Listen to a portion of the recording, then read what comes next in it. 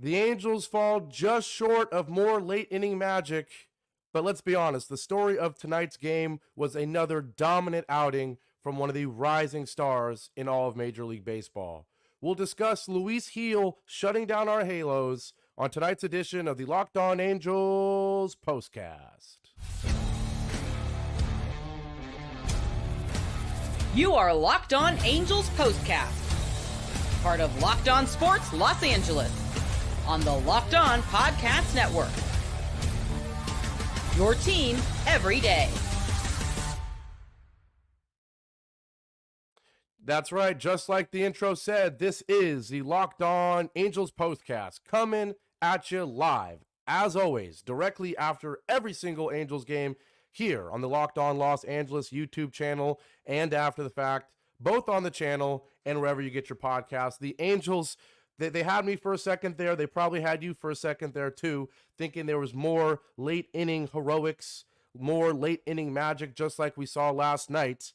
But the Angels fall short in the ninth, and let's be honest, the Angels were shut down all game by Luis Gil. We're going to discuss an unbelievable outing from him once again as he continues to be one of the most shocking stories in all of Major League Baseball.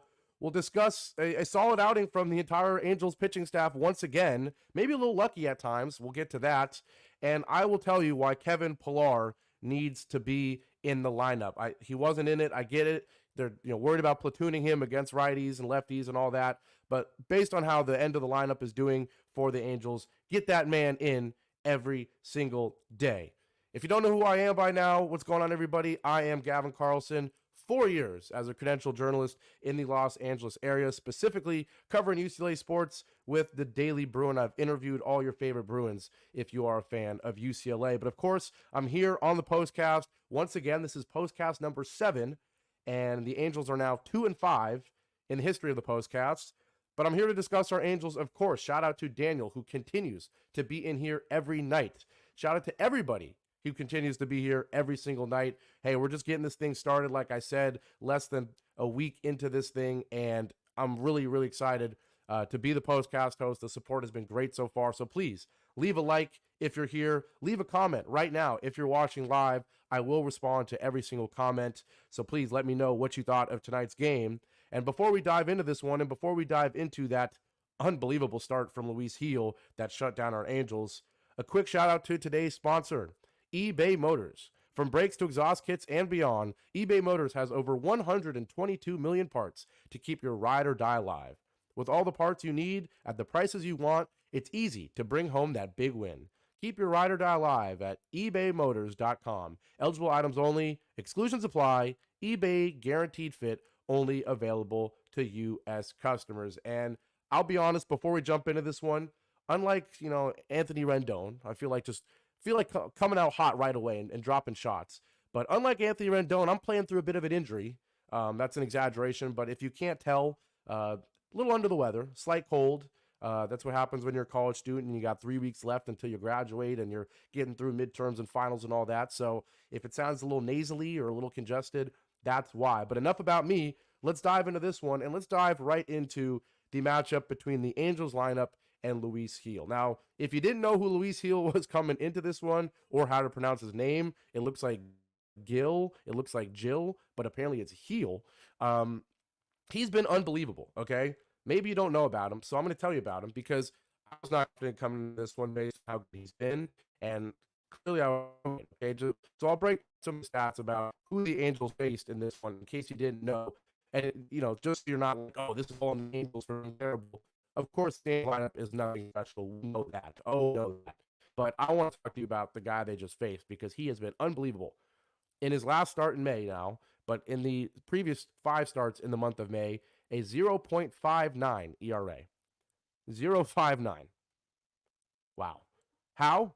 Well, I read an article this morning, and they basically said he has replaced Garrett Cole, like, scarily exactly. That didn't make sense, but he's basically been Garrett Cole. That's what I'm trying to say. In 2023, Garrett Cole threw the fastball, the four-seam fastball, 53% of the time with an average velo of 97 miles an hour. What has Luis Gil done so far in 2024? He's thrown it 55.5% of the time at a 96.5 average velo. Sounds pretty similar, right? It's just getting started when you talk about the similarities between him and Garrett Cole and just his dominance overall. Garrett Cole, through 10 starts in 2023, 62 and 2/3 innings, a 2.01 ERA, 1.09 whip. Luis Gil in 10 starts coming into this one, 55 and a third innings pitch, 2.11 ERA, 1.01 whip, 70 strikeouts. So yeah, he's basically been Garrett Cole, and that's why I'm not going to be way too harsh on the Angels lineup. We know that the guys we're putting out there are far from everyday big league hitters. And later in the show, I'm going to tell you why there is a big league, an everyday hitter, at least right now, in Kevin Pillar that needs to be in the lineup. We'll get to that. But, excuse me, just a few more things about Gil. He's held opponents to a collective 1.34 batting average with his two secondary pitches. The fastball has been the most dominant pitch for him. I think I read it's like the 12th most dominant pitch in all of Major League Baseball. But then his secondary pitches, the changeup and slider, which by the way, he throws his changeup 91 and his slider like 90.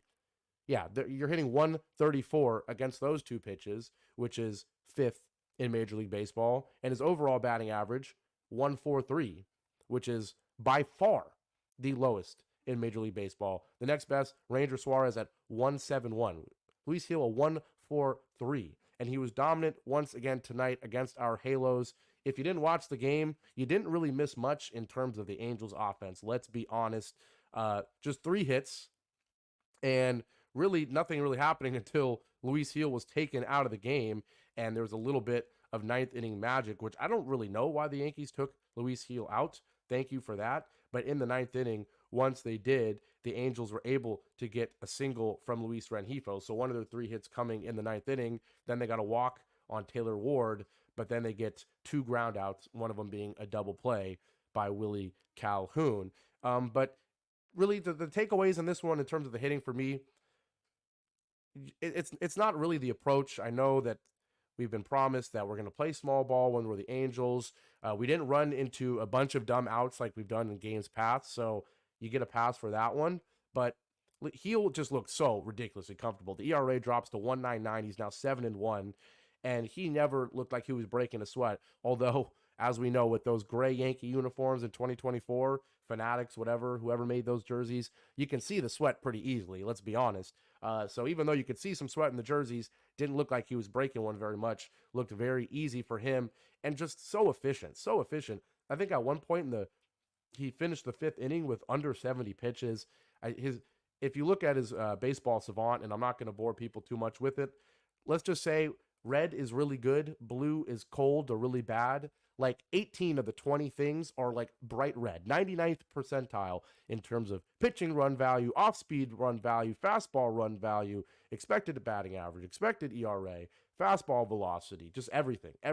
The only thing he's not really good at, chase percentage, and that's because he doesn't throw balls. So yeah, you can't really chase at anything. This guy's just going to throw it right at you, and so far this season, coming off of Tommy John surgery, no one's been able to hit it. But yeah, just 2 hits against Luis Gil. He didn't really have to blink in this one. 2 hits, 1 run, 1 earned run. He did walk 2, but he struck out 9, and he was dominant. The only reason the Angels even got a run on the board was thanks to Logan O'Hoppe and that home run, but let's not act like he had a great performance otherwise. 2 strikeouts for him.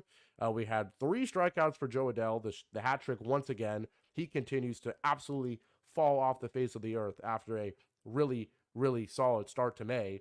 I think what we're quickly realizing is that Joe Adell was playing a lot of lefties at that point of the stretch, because against righties, he can't hit anything. 0 for 3, 3 strikeouts. Mickey Moniak, 0 for 3. You can pencil that one in before the game even starts. His average now 175. Zach Neto, 0 for 3. Luis Guillermi, 0 for 2 with a walk. We had 2 walks for Taylor Ward, but that was really it. Rengifo continues to be red hot. 2 for 4 again tonight. He's now hitting 343, but the next best batting average is in the 270s. And it's Willie Calhoun, who never plays. He goes 0 for 4 tonight with a strikeout, and he also hit into the game-ending, basically, double play there. So the Angels lineup, it's a bunch of no-names. We know that. And they ran into, I think, my early pick for AL Cy Young. Now, maybe that's a crazy take, but he has just been perfection for the Yankees. And leave it to them, the Yankees, the big payroll, all these guys talking about giving Juan Soto $500 million, and yet Garrett Cole goes down, and this guy that I think they said his only appearances last year were in single A ball. He comes up, fights for the 5th spot in the rotation, and he's been arguably the best pitcher in the entire American League, maybe all of Major League Baseball. So yes, the Angels get shut down by a rising star in Luis Gil, and yet they were in this game the entire way through, all the way into the 9th inning, because of that stellar start from Tyler Anderson. And stellar it was, statistically especially, but after the break, we'll discuss why there were some lucky aspects of that. We'll talk about that first inning interference call. I think the Angels got lucky there, and that was one of many weird things to happen in this one. 2 interference calls, 2 balls thrown into the dugout.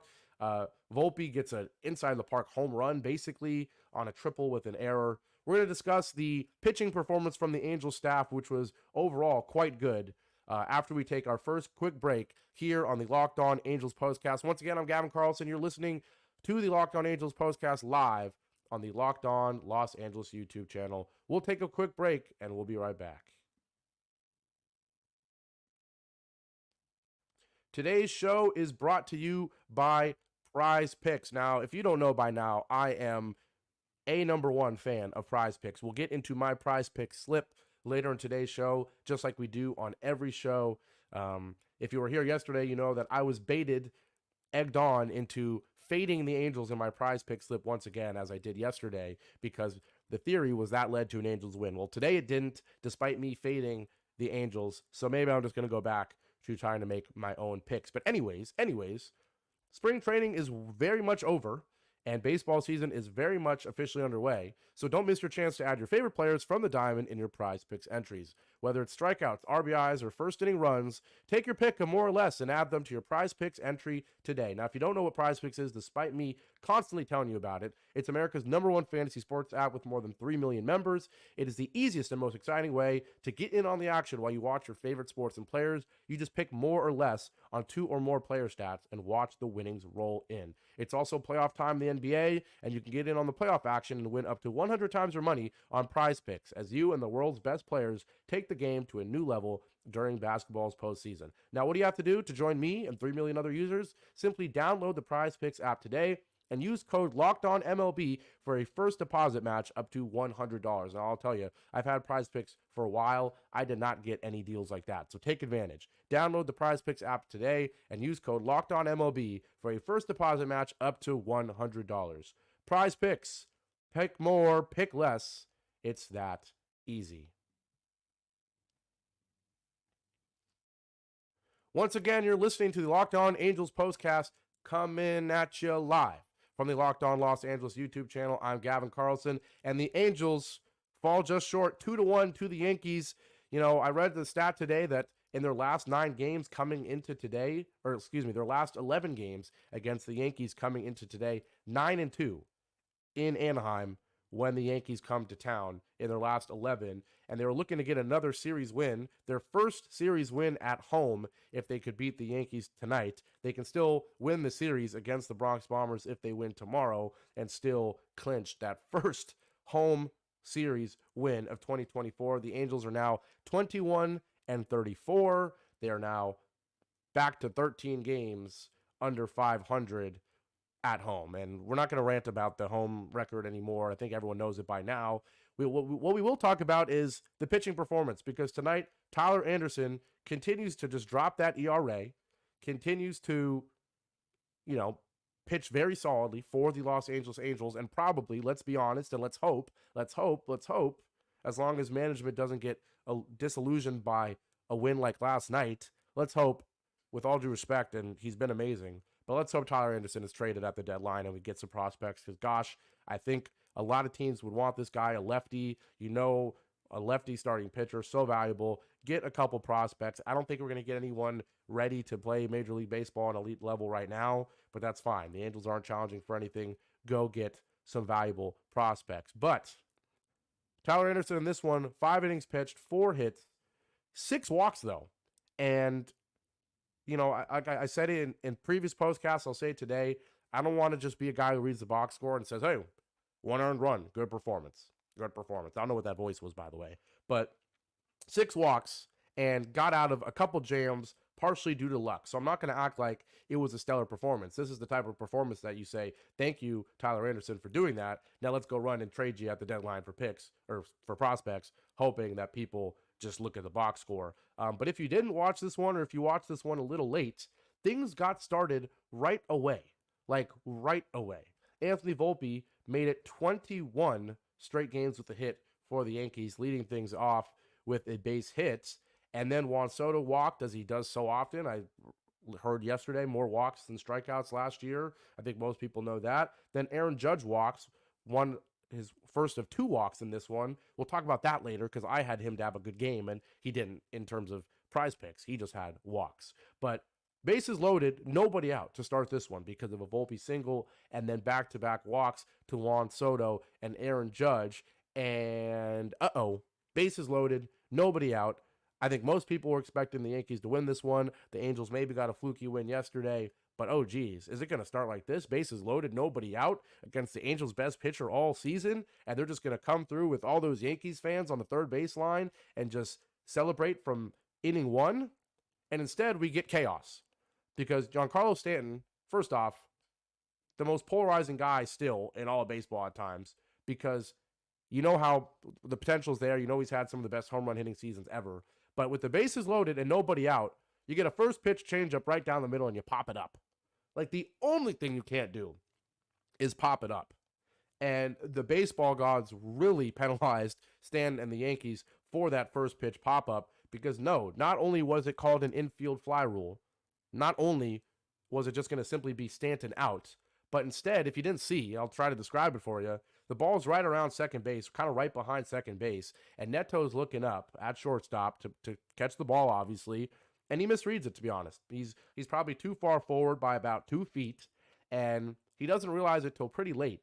And so he suddenly tries to take 2 or 3 steps back or lean back a little bit to make the catch, and he happens to lean right into a Juan Soto, who also happens to, at the exact same time, be making his sort of extended stretching step with his right foot to get back to second base. Now, did Soto do everything right on this play? No. He was walking back to second base on a pop-up, get on second base, get out of the way of the shortstop. I think that's why they ended up ruling it a double play, not because of the action itself, but because he could have just got on second base a lot earlier. But he doesn't. He kind of waits until the ball's on the way down. I don't think it's intentional. And I was watching the Yankees TV broadcast while listening to the Angels radio broadcast. If you don't know that by now, I like to change it up, get both perspectives.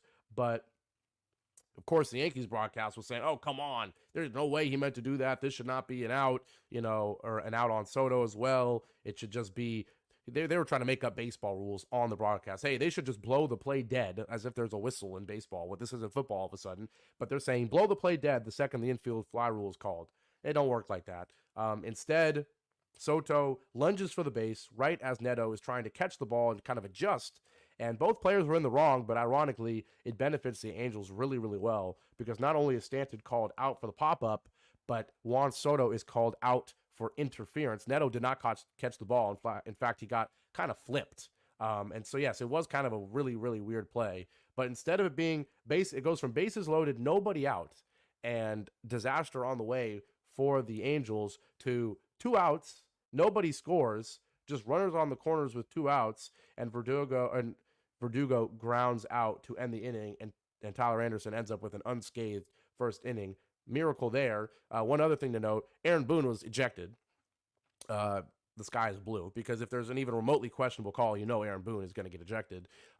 Probably in the right to get ejected for this one. It was very 50-50, and let's be honest, it was probably more 60-40 in favor of the Yankees in terms of how this one should have been ruled, but we will take it as Angels fans because Tyler Anderson gets out of the jam because of that and ends up pitching pretty flawless baseball from there on out. Now, of course, the Yankees did get their first run in the 4th inning off a solo shot from Alex Verdugo. Not really who you expect to take Tyler Anderson deep, let's be honest. Lefty on lefty, and he hit it pretty well. 394, 101.2 exit velo. He hit it down the right field line, and not really a terrible pitch at all. It's a sinker inside. Maybe it, I don't know. It's 0-3, 0-2. Maybe you throw an off-speed pitch, but I'm okay with that. A high and in sinker. I don't know if that's where he wanted it, to be honest. But nonetheless, Verdugo takes it deep. And that was really the only run for most of this game, because it was not until the 7th inning that any more runs were scored, and it was the Yankees who got it started once again. I thought Tyler Anderson was probably taken out around the right time, maybe a little bit too early, but like I said, it's not like he was pitching that well. Don't let the one earned run fool you. 6 walks from a guy who does not throw crazy heat, who's not typically wild, very uncharacteristic of him. And so Ron Washington sees the 6 walks. He sees a lucky first inning that should have been multiple runs, and he decides to take him out after 5. Adam Simber comes in, and he goes 1, 2, and then gets an error, and then 3. So shout out to Simber there. Nice little strikeout. Kind of looked at LeMahieu on the way in the dugout. I like that. But then in the 7th, Hunter Strickland comes in, and Volpe gets the flukiest home run thingy, I guess, you'll ever see. One of the many word plays. We already talked about the infield fly rule turned double play that probably shouldn't have been. But this was one of 2 times that a ball ended up in the dugout. The other time, I believe, was when the ground ball to Shanuel resulted in Shanuel throwing the ball to Simber and kind of throwing it under his glove, and the ball ended up in the dugout. That was just kind of a tough play because Shanuel slipped on the throw to first. But this was not a tough play. This was Angels' error for sure. One of their 2 errors tonight to help out the Yankees lineup, who continues to kind of underperform, let's be honest. But Volpe continues to stay red hot. He already extended that hitting streak to 21 games, or to 22, I think. 21 or 22, one of the 2, in the first inning with the leadoff single. But here to lead off the 7th, a triple, and he crushed the ball. He hit it 101 off the bat down the line to Joe Adell.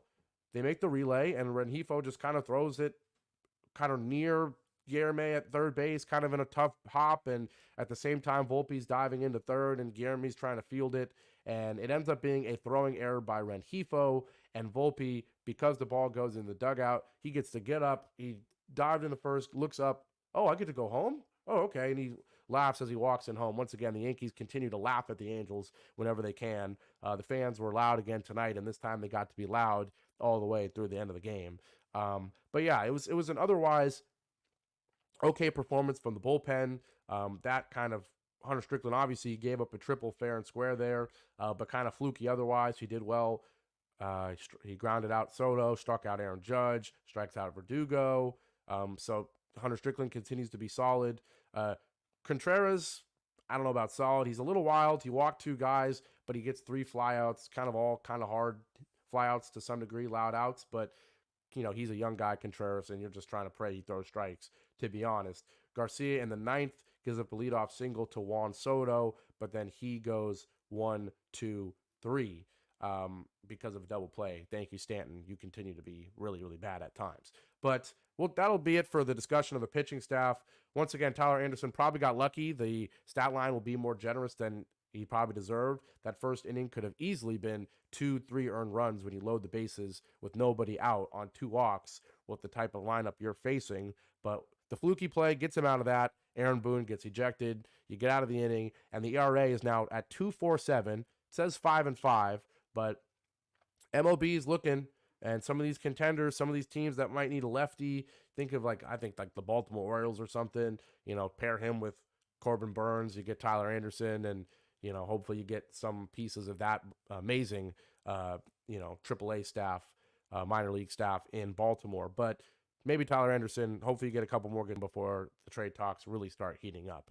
I know it's pretty early for that right now. But the Angels pitching staff, got to give them their credit. Just 2 earned runs tonight. They gave up just 3 earned runs last night. And this is a really, really good Yankees lineup, of course. So they deserve their credit for that. We're going to take our next quick break here. I'm battling through an illness, unlike Anthony Rendon, who would never battle through an injury to play for our Angels. But hopefully the voice isn't too nasally. Hopefully there haven't been too many sniffles. We're going to take our last quick break here on the Locked On Angels Postcast, live on the Locked On Los Angeles YouTube channel. And when we come back, I will tell you why Kevin Pillar needs to be in the lineup, because just wait till you hear some of the numbers about the bottom of the Angels order lately. We're going to take a quick break, and we'll be right back. Now, once again, today's show is brought to you by eBay Motors. We already talked to you about Prize Picks, but eBay Motors is also where it's at. Passion, drive, and patience, the formula for winning championships, is also what keeps your ride or die alive. eBay Motors has everything you need to maintain your vehicle and level it up to peak performance. Superchargers, roof racks, exhaust kits, LED headlights, and more. Whether you're into speed, power, or style, eBay Motors has you covered. With over 122 million parts for your number one ride or die, you'll always find exactly what you're looking for. And with the eBay Guaranteed Fit, your part is guaranteed to fit your ride every time or your money back. Because with eBay Motors, you're burning rubber, not cash. With all the parts you need at the prices you want, it's easy to make your car the MVP and bring home huge wins. Keep your ride or die alive at ebaymotors.com. Eligible items only. Exclusions apply. eBay Guaranteed Fit only available to U.S. customers. One more time, you're listening to Locked On Angels Postcast, coming at you live, as always, after every single game here on the Locked On Los Angeles YouTube channel. Shout out to Daniel, who stays in here every single game. Shout out to him, and shout out to Oscar, who says, I would like to keep Tyler, talking about Tyler Anderson, but we need some prospects. Pilar needs to play every day. Moniak needs to earn his playing time, which he hasn't. Get better, Gavin. And shout out to Oscar, because he kind of referred to what I said in the past about Tyler Anderson. I think we all would love to keep him. He's been stellar, but I agree. The need right now is prospects. We have none, and we have no future. We have no present. We are the Los Angeles Angels. We are Artie Moreno's Angels.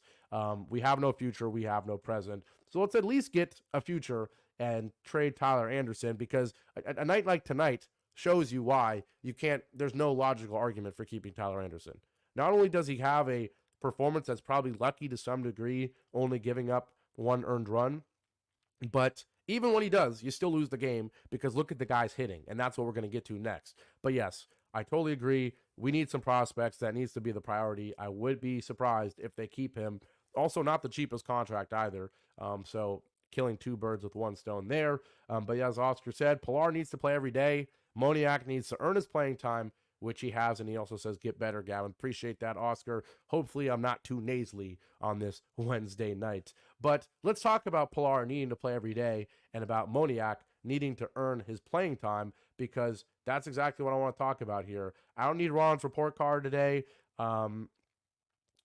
If I did do it, I kind of just decide if I really feel the need to do it. I felt like there wasn't any in-game adjustments that were eye-opening or anything, so you get a NA or a B for that. Pre-game lineup, although, I'm going to be harsh and give it a C, C-. And I know, once again, we'll say it every single time, he expected Trout to be in this lineup. He expected Rendon to be in this lineup.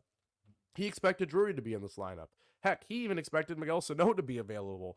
He even expected Stefanik to be a guy he could consider. Right, we get it. There's a bunch of injuries, and there's also a bunch of no-names. But let's talk about the bottom of this lineup. Because when I saw this lineup, and we'll go through it one more time if you don't know, Shannon Rengifo, Taylor Ward, Willie Calhoun, Logan O'Hoppe, Joe Adell, Mickey Moniak, Zach Neto, and Luis Gil. And my opinion when I saw it right away was, okay, the notable change here is that yesterday you had Kevin Pilar in the cleanup spot. And, of course, he's going against the lefty, so that's the reason why. But he goes 3 for 4 with a home run. I think he had 2 RBIs, something like that. He's gotten on base in 9 of his last 11. He's red hot. And I know that he's primarily good against lefties. We get that. He's primarily good against lefties, and you're going against a righty, and you're going against a really good righty in Luis Gil. But timeout. You cannot tell me that a Kevin Pilar that is red hot, because he is red hot. I don't care what the splits are. You cannot tell me that a red hot Kevin Pilar, a experienced veteran Kevin Pilar, is worse than a Mickey Moniak who's hitting 175. I know Moniak's a lefty. I know he's going to be better against righties than lefties. But he's not better, in quotes, against anybody right now. He's hitting 175. And not only that, but he's batting 7th, hitting 175.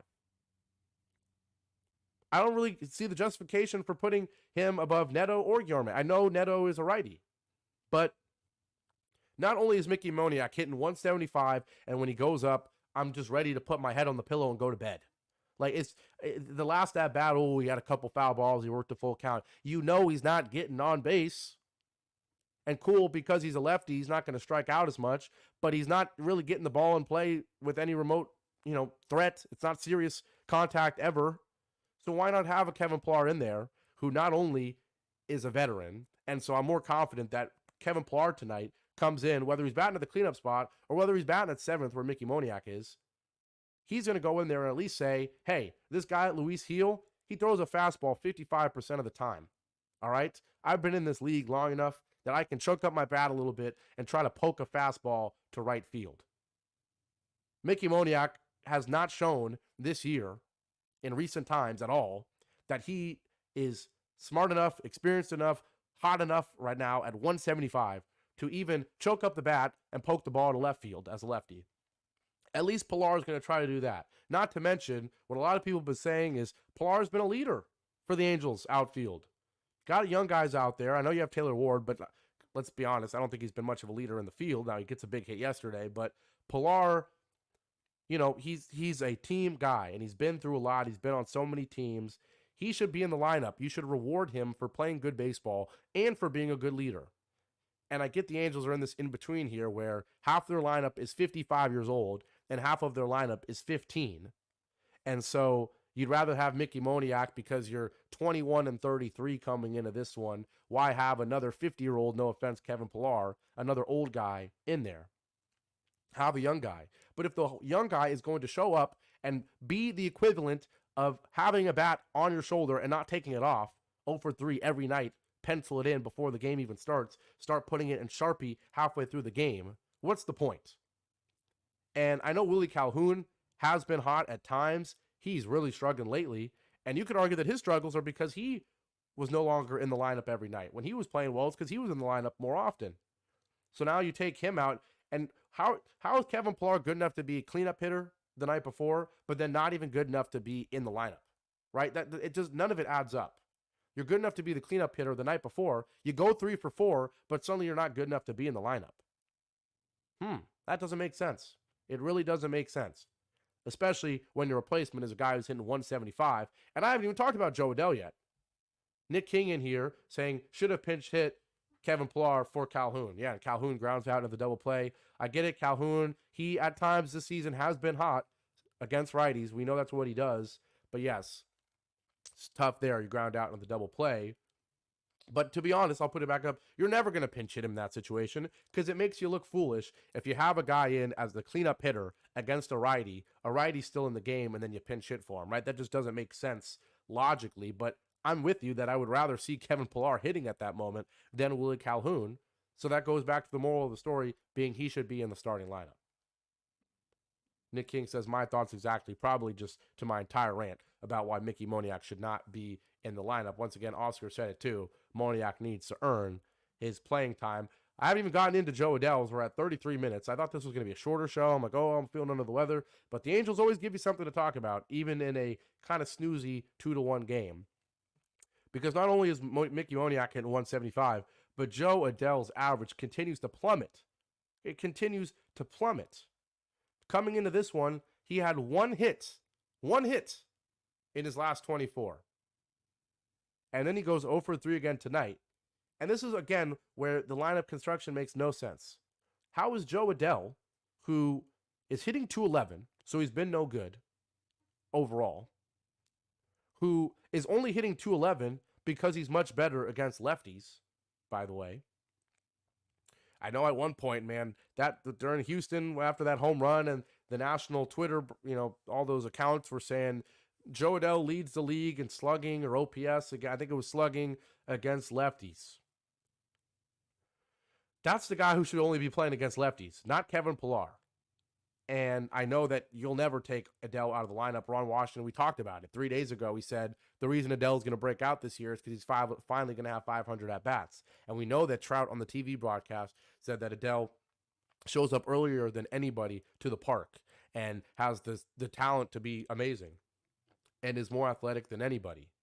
But he's hitting 211. He struck out 3 times tonight. I think he struck out 3 times last night. I think he struck out 3 times or 2 times the night before that. Like, he's not even sniffing contact right now. I can pull up the game log real quick as we're going way over, but I got to make this point known. We'll pull up the Joe Adell game log just so you get a sense of what I'm saying. Joe Adell, 0 for 3 tonight, 0 for 4 last night. Or excuse me, 0 for 3 tonight, 0 for 3 the night before, 0 for 4, 0 for 4, 1 for 4, 0 for 4, 0 for 5, 1 for 4. We said it, 1 of 24 coming into today. Now 1 of his last 27. And where the heck are the strikeouts? Here we go. Tonight, excuse me. 0 for 3, 3 strikeouts. Last night, 0 for 3, strikeout. The night before, 0 for 4, 3 strikeouts. Night before, a strikeout, 0 for 4. Like, he's striking out at least once every single game. He's got 31 strikeouts. And the average at one point was 260-something, 265. Nick King says it perfectly. Every Angel who gets put in the spotlight plummets right after. Yeah. Light the halo, right? Light the halo. The second you light the halo on them, the halo burns out of light. And Joe Adell at one point, on May 9th, the average was 265. But since then, it has plummeted.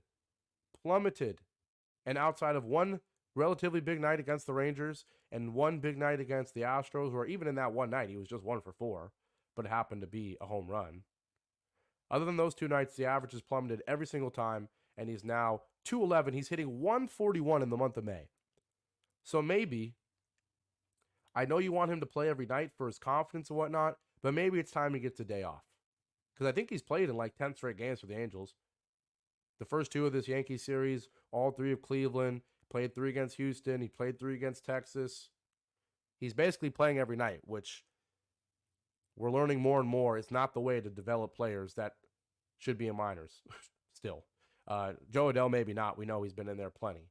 But the moral of the story is this lineup is really, really bad. We know that. Tonight it got embarrassed, and you might as well throw in the old guys and see if they can, string things together once in a while. I don't need Pilar to play literally every night, but he should be playing every other night or something. Or honestly, he should be playing and Mickey Moniak needs to go be sent down and figure out how to hit because 175 is just embarrassing. But we are at 37 minutes. I'm talking way too much. Oscar says at this point, give Adell the night off. Either way, he isn't hitting. Exactly. I think you give, lefty on the mound tomorrow, Carlos Rodon for the Yankees. The Angels will have Patrick Sandoval, yippee yahoo. Not feeling good about that. Did see some stat that the Angels are like the second best team in the MLB against lefties, probably because of Kevin Pillar and Joe Adell to some degree. Nick says Stefanik and Joyce need to be brought up. Stefanik is tearing it up. I wrote it down earlier. I think they said he's hitting 462.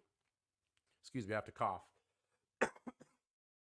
There's the sickness finally kicking in. That's what happens when you go 38 minutes when you're supposed to go 30. I'm going to take a quick sip of water as well. But yeah, Stefanik's hitting like 462 in the minors in his last couple games, 6 games, 7 games, something like that. He's absolutely tearing it up. So yeah, I think pretty soon Stefanik will be back up in the big leagues. And it'll be another young guy that Ron Washington will have to figure out how he plays, and then if he struggles, if he keeps him going. But I totally agree. Right now, at this point, you got to give Adell a night off. You got to give Mickey Moniak more than a night, a couple nights. Pilar's got to be in the lineup. I will be stunned. And if Kevin Pillar is not in the lineup tomorrow against the lefty, then literally it's an automatic F on Ron's report card no matter what happens. I'll tell you that right now. Kevin Pillar is at least you're platooning him and hitting him against lefties. If he's not in the lineup tomorrow, makes 0 sense. When you have the chance to win your first home series of 2024 and continue your hot streak against the Yankees, please, Pillar, be in the lineup. But with all that being said, shout out to the comments as always. We'll go through one more time. Daniel said, yo, Oscar was talking about Tyler Anderson. I agree. You got to get rid of him. Moniak needs to sit down, and thank you for worrying about me. It's just a cold. I'll be all right. I'm not Anthony Rendon. Yes, I would have much rather preferred to see Pillar hitting that at bat than Willie Calhoun, but let's be honest, you're not going to pinch hit the cleanup hitter when the handedness of the pitcher doesn't change. Thank you for agreeing with me. Yes, talking about Joe Adell there. Once we get excited about a guy, he struggles. Give Adell the night off. I agree. And hopefully we'll see Stefanik. We'll see about Joyce, but at least Stefanik, I think we'll see soon. Need one more sip of water. Throat's struggling now. As we hit 40 minutes for the first time on Locked On Angels Postcast, we're going to wrap it up. Thanks so much to everybody who's in here. Please, please, please, if you are in here and you're watching live, if you left a comment, hit the like button. Also, leave a comment after the fact on the video so I can go in and reply to your comments. If you couldn't think of anything while I was talking live, no worries. Comment after the video ends, after the live stream ends on the video. I will reply. Also, hit me up on Twitter at Gavin Carlson _ on X/Twitter. You can see my prize pick slip entry for every single day. I did not hit today. If I didn't talk about it already, I had Luis Gil to have a good game. He did. I had Tyler Anderson to not make it through 6. He did not. But I also had Aaron Judge to have 2 total bases. And even though he had 2 walks, that doesn't count. He did not have a hit. So I fall to 1 and 3, maybe even 1 and 4. I think 1 and 3 in my prize pick slips. But yes, shout out to everybody in here. It's always a lot more fun when there are people in here leaving comments. So Daniel, Oscar, Nick, shout out to you guys. Shout out to anybody else who watched it live. Shout out to everybody who's going to watch it after the fact or listen it after the fact, either on the Locked On Los Angeles YouTube channel or wherever you get the Angels Locked On podcast on that podcast feed. So long, everybody. 2-1. Yankees knock off the Angels. Luis Gil, I think he's a superstar in the making. And he mowed through the Angels lineup tonight. We'll be back tomorrow. Like I said, it's Rondon versus Sandoval. Hopefully Patrick Sandoval can turn things around. And hopefully the Angels can pick up their first series win with the win against the Yankees. But until tomorrow, this was the Locked On Angels Postcast. I am Gavin Carlson. Halo Nation, so long. Take care.